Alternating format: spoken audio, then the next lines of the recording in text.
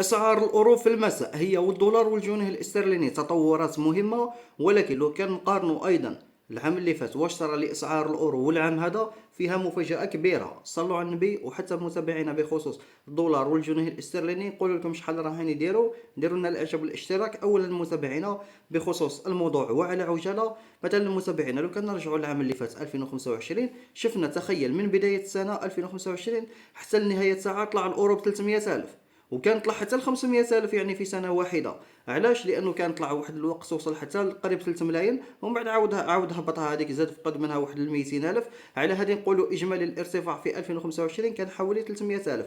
ولكن لو كان نجيو نشوفوا العام هذا اجمالي الارتفاع تشوفوا صفر، بل اقل من الصفر. علاش؟ لانه مثلا الاورو دخل في 2026 في 2 ملايين و800، بل حتى فوق 2 ملايين و800 بشويه.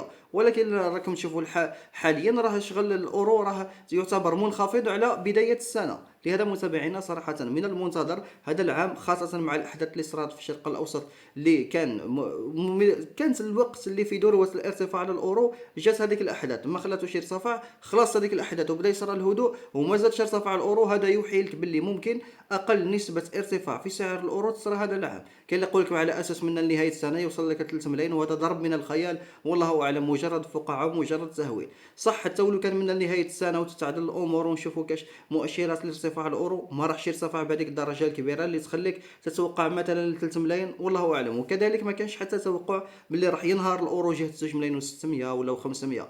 مستبعد. يعني الاورو صراحه بالسعر اللي راه يدور حاليا ما يبعدش عليه في الارتفاع وفي النزول، يبقى يدور غير في هذه الدوامه والله اعلم. وحنا رانا معكم ونشوفوا اذا كان صدقات او لا. ولكن متابعينا حاليا اللي يسالوا على الاورو نبداو لكم. 100 جنيه استرليني اولا يشريوا عليك في العموم 3 ملايين و75، والبيع 3 ملايين و105 الف. 100 دولار يشريوا عليك 2 ملايين و350، والبيع 2 ملايين و370. 100 اورو في اوروبا ولا في الجزائر في السكوار راهم يشريوا فيها في المساء في العموم 2 ملايين و750 حتى 2 ملايين و760، والبيع 2 ملايين و775.